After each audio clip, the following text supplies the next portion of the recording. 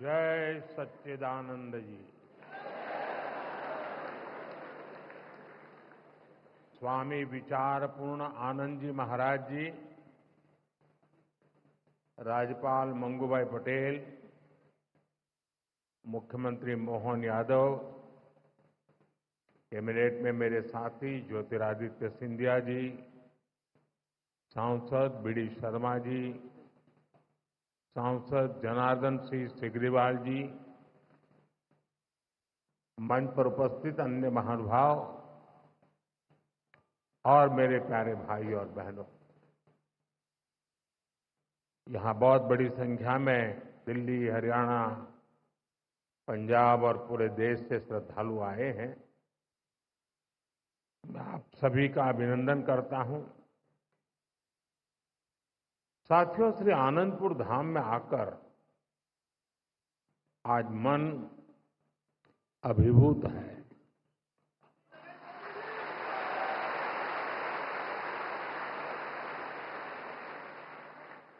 अभी मैंने गुरुजी महाराज के मंदिर में दर्शन किए।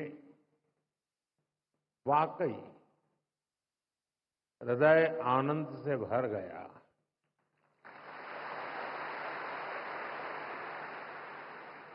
साथियों, जिस भूमि का कण कण संतों की तपस्या से सींचा गया हो, जहां परमार्थ एक परंपरा बन चुका हो, जहां सेवा के संकल्प मानवता के कल्याण का पथ प्रशस्त करते हो,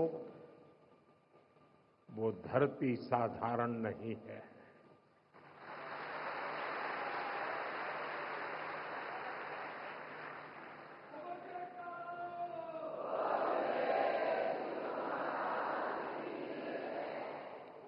और इसलिए हमारे संतों ने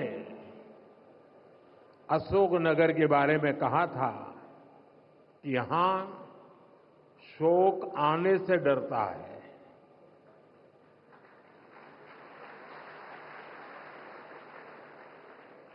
मुझे खुशी है कि आज यहां बैसाखी और श्री गुरु महाराज जी के अवतरण दिवस के उत्सव में मुझे शामिल होने का सौभाग्य मिला है। मैं इस पवित्र अवसर पर प्रथम पातशाही श्री श्री 108 श्री स्वामी अद्वैत आनंद जी महाराज और अन्य सभी पातशाही संतों को प्रणाम करता हूं।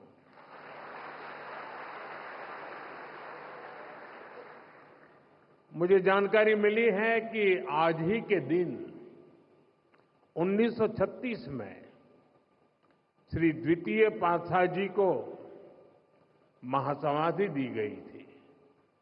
आज के ही दिन 1964 में श्री तृतीय पातशाही जी निज स्वरूप में लीन हुए थे। मैं इन दोनों सद्गुरु महाराज जी के प्रति श्रद्धा सुमन अर्पित करता हूं। मैं मां जागेश्वरी देवी, मां बीजासन, मां जानकी करेला माता धाम को भी प्रणाम करता हूं और आप सभी को बैसाखी और श्री गुरु महाराज जी के अवतरण उत्सव की बधाई देता हूं।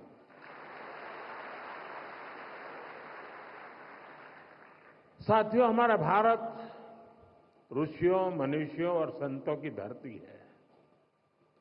जब जब हमारा भारत, हमारा समाज किसी मुश्किल दौर से गुजरता है, कोई न कोई ऋषि, मनीषी इस धरती पर अवतरित होकर समाज को नई दिशा देता है।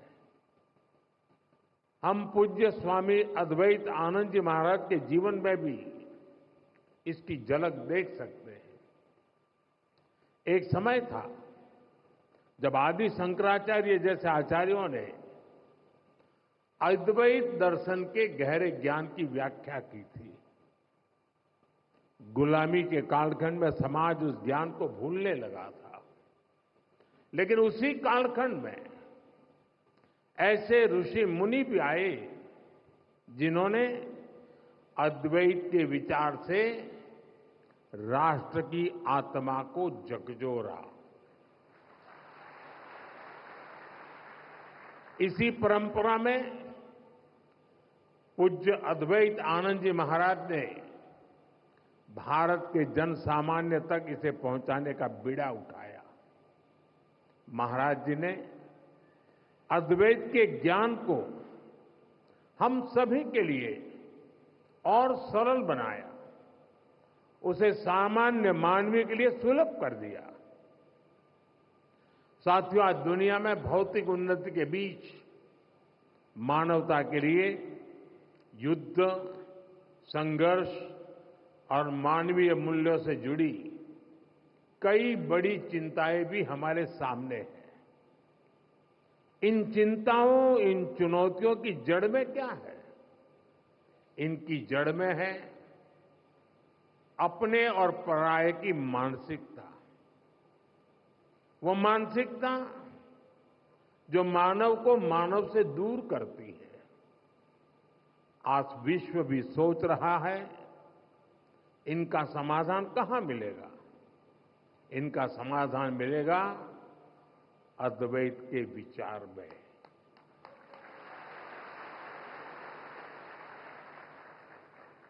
अद्वैत यानी जहां कोई द्वैत नहीं है। अद्वैत यानी जीव मात्र में एक ही ईश्वर को देखने का विचार। इससे भी आगे संपूर्ण सृष्टि को ईश्वर का स्वरूप देखने की सोच ही अद्वैत है। इसी अद्वैत सिद्धांत को परमहंस दयाल महाराज सरल शब्दों में कहते थे, जो तू है सो मैं हूं। सोचिए कितनी सुंदर बात है। जो तू है सो मैं हूं। ये विचार मेरे और तुम्हारे का भेद खत्म कर देता है और विचार सब मान ले तो सारे झगड़े ही खत्म हो जाए। साथियों, अभी कुछ देर पहले मेरी छठे पातशाही स्वामी श्री विचारपूर्ण आनंद जी महाराज से चर्चा हो रही थी। पहले पातशाही परमहंस दयाल महाराज जी के विचारों के साथ साथ वो मुझे आनंद धाम के सेवा कार्यों के बारे में भी बता रहे थे। यहां साधना के जो 5 नियम तय किए गए हैं उनमें निष्काम सेवा भी एक है। निष्काम भाव से गरीब वंचितों की सेवा, नर सेवा में नारायण सेवा को देखने की भावना, ये हमारी संस्कृति का आधार है। मुझे बहुत खुशी है कि सेवा की इसी संस्कृति को आनंदपुर ट्रस्ट पूरे मनोयोग से आगे बढ़ा रहा है।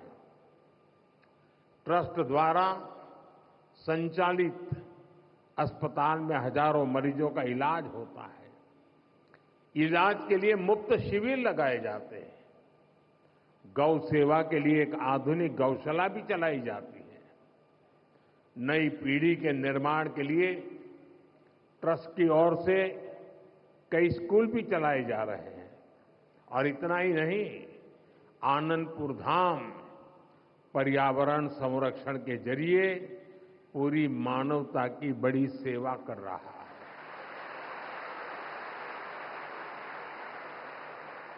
मुझे बताया गया है आश्रम के अनुयायियों ने हजारों एकड़ बंजर जमीन को हरा भरा बनाया है।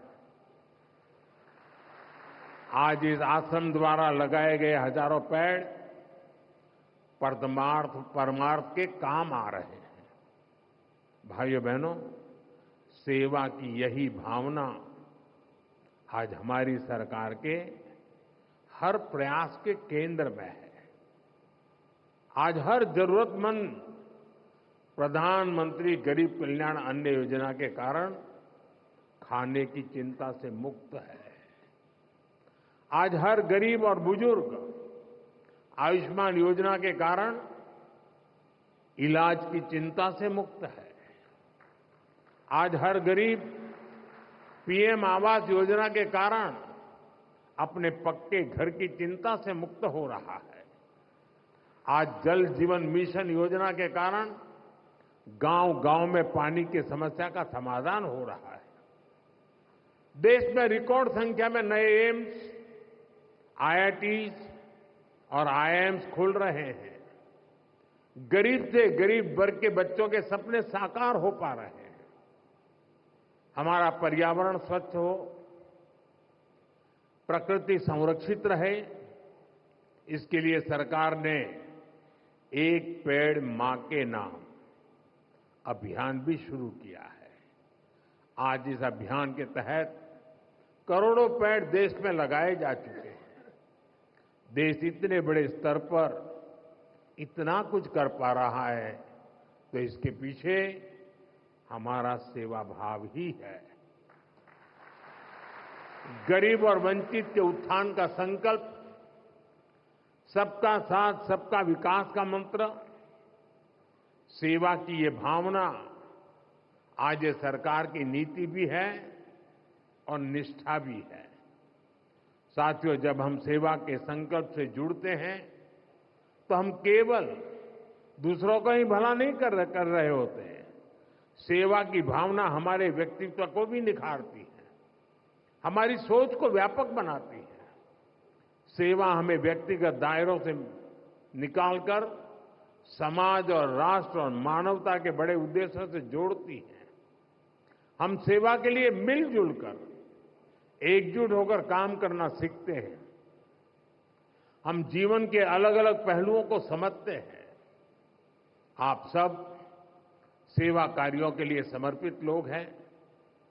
आपने अपने जीवन में अनुभव किया होगा, कठिनाइयों से लड़ना और फिर कठिनाइयों से जीतना।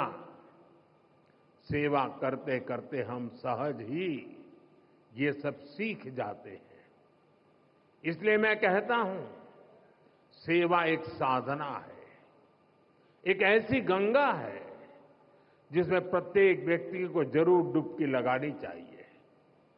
साथियों, अशोकनगर और आनंदपुर धाम जैसे क्षेत्र जिन्होंने देश को इतना कुछ दिया है, इनका विकास भी हमारी जिम्मेदारी है।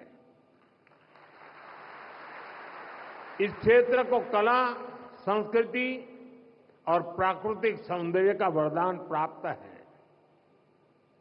यहां विकास और विरासत की असीम संभावनाएं हैं। इसलिए हम एमपी और अशोकनगर में विकास को तेज गति से बढ़ा रहे हैं। चंदेरी हैंडलूम को नई ऊंचाई तक ले जाने के लिए चंदेरी साड़ी को जीआई टैग दिया गया है। प्राणपुर में क्राफ्ट हैंडलूम टूरिज्म विलेज शुरू हुआ है। इससे क्षेत्र की अर्थव्यवस्था को भी नई गति मिलेगी। मध्य प्रदेश की सरकार अभी से ही उज्जैन सिंहस्थ की तैयारी में भी जुट गई है। भाइयों बहनों, अभी कुछ ही दिन पहले रामनवमी का महापर्व भी था। हम देश में राम वन गमन पथ का विकास कर रहे हैं। इस राम वन गमन पथ का एक अहम हिस्सा मध्य प्रदेश से होकर गुजरेगा और हमारा एमपी पहले से ही अजब और गजब है। इन कार्यों से उसकी पहचान और मजबूत होगी। साथियों, देश ने 2047 तक विकसित भारत बनने का लक्ष्य तय किया है। हमें पूरा विश्वास है कि ये लक्ष्य हम जरूर हासिल करेंगे। लेकिन इस यात्रा में हमें कुछ महत्वपूर्ण बातों को हमेशा ध्यान में रखना है। हम देखते हैं दुनिया के कई देश विकास यात्रा में अपनी संस्कृति से कट गए, उन्होंने अपनी परंपराएं भुला दी। भारत में हमें अपनी पुरातन संस्कृति को संरक्षित करके रखना है। हमें ध्यान रखना है, भारत जैसे देश में हमारी संस्कृति केवल हमारी पहचान से ही नहीं जुड़ी है, हमारी संस्कृति ही हमारे सामर्थ्य को मजबूती देती है। मुझे खुशी है कि आनंदपुर धाम ट्रस्ट इस दिशा में अनेक कार्य करता आ रहा है। मुझे विश्वास है आनंदपुर धाम की सेवा कार्य विकसित भारत के संकल्प को नई ऊर्जा से आगे बढ़ाएंगे। एक बार फिर आप सभी को बैसाखी और श्री गुरु महाराज जी के अवतरण उत्सव की बहुत बहुत बधाई देता हूं। बहुत बहुत बधाई। जय श्री सच्चिदानंद।